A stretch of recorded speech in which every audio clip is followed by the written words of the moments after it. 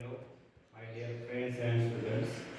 So we are going to start here the new syllabus of 12th standard. That is, in that new syllabus, the first chapter that is given as a rotational dynamic. So actually, this rotational dynamics is the combination of rotational dynamics is the combination of two chapters which are given in earlier syllabus.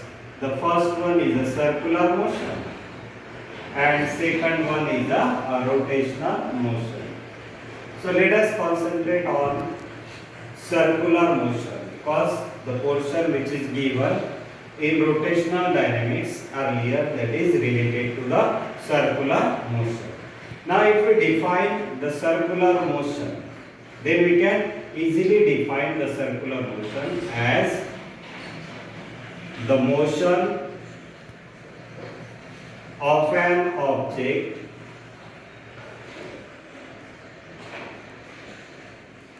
along the circumference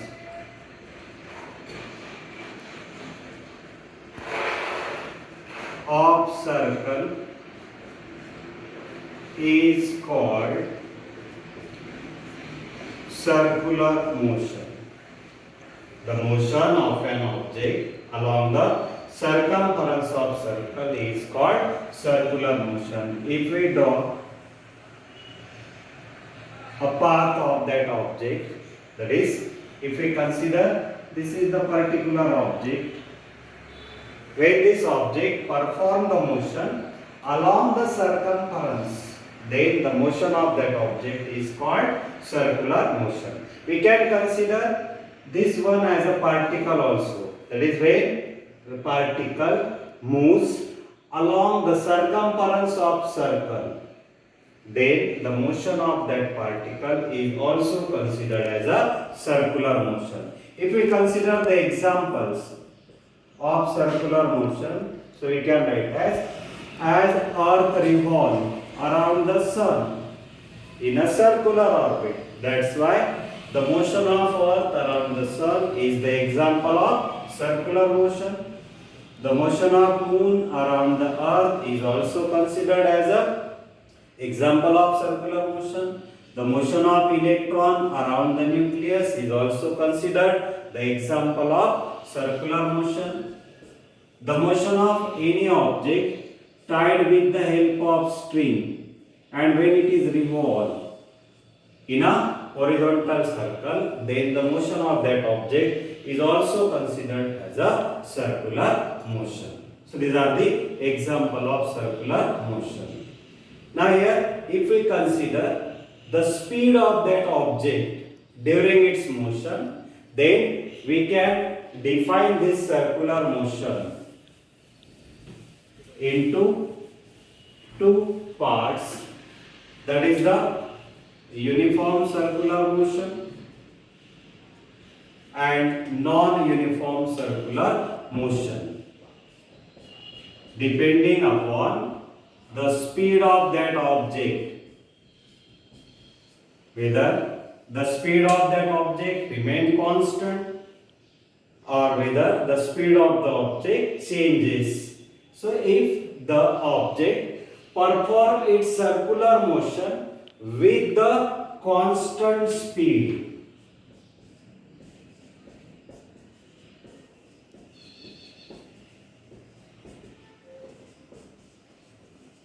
now you have to consider here two types of speed, that is linear and the angular.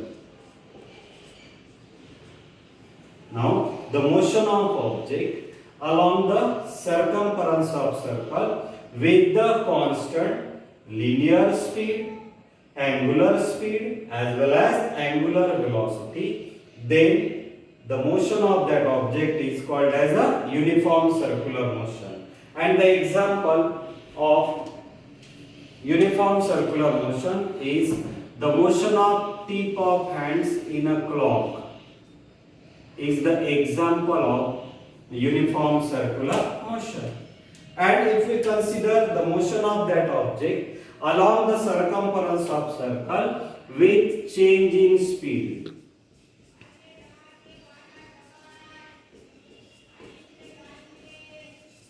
then the motion of that object is considered as a non-uniform circular motion. It means this classification of circular motion is based depending upon whether the speed remains constant or whether the speed changes. Now here we have to consider initially about the circular motion.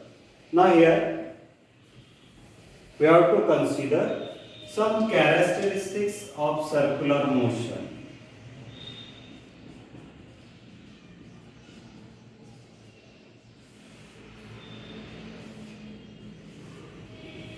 So, circular motion is an accelerated motion.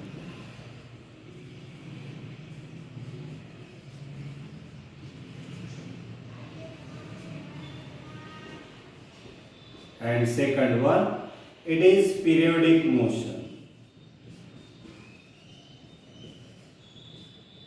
Circular motion is an accelerated motion and circular motion is a periodic motion. So which motion is considered as an accelerated motion? Or we can say that why this circular motion is considered as an accelerated motion. Any motion in which the velocity of that object changes either by magnitude or direction or both, then the motion is considered as an accelerated motion. If you consider the motion of that object at the different position, and if you consider the direction of velocity at different points, then it is very clear that when the particle or object at A, its direction of velocity is vertically upward, when it is at C, its direction is vertically downward. It means that during the motion of that object, the direction of velocity changes. That's why its velocity changes, and the motion in which velocity gets changed with respect to time, that motion is called as a accelerated motion. And in this motion, the particle or object perform its motion along the same path and return to its initial position after definite interval of time. That's why this motion is also considered as a periodic motion. So which motion is considered as a periodic motion? Any motion which repeat itself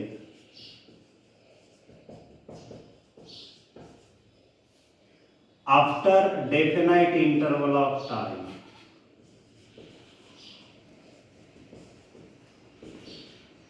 And along same path,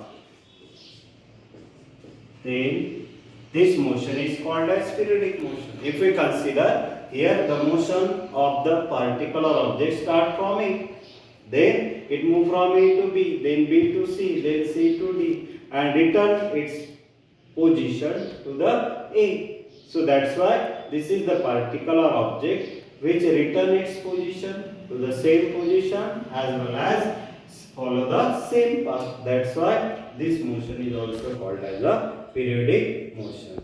So here these are the two characteristics given in our textbook. Now here we have to consider certain definitions which are related to the circular motion.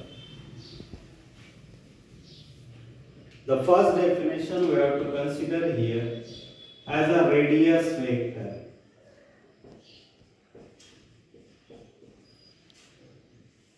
Now when we consider the circular motion of object or particle, then we have to consider its initial position and the center of circular path.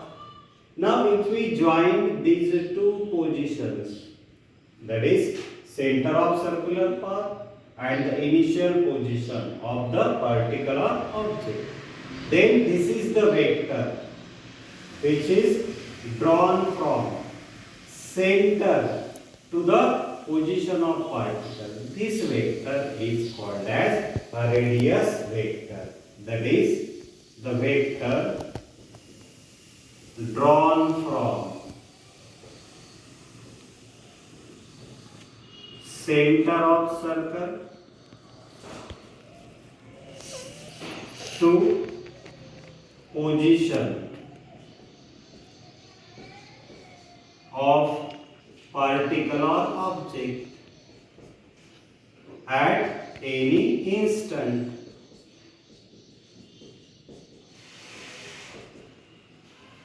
Called as radius vector. So as it is a vector, it has both. So all of you know that. Which quantity is considered as a vector quantity? The quantity which has both magnitude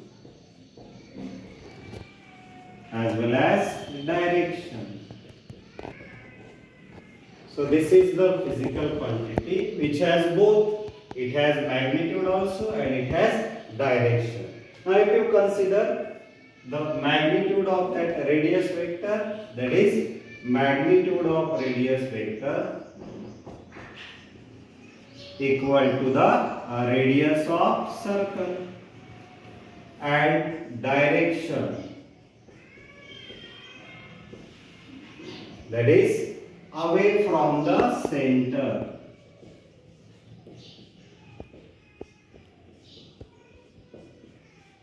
or toward the position.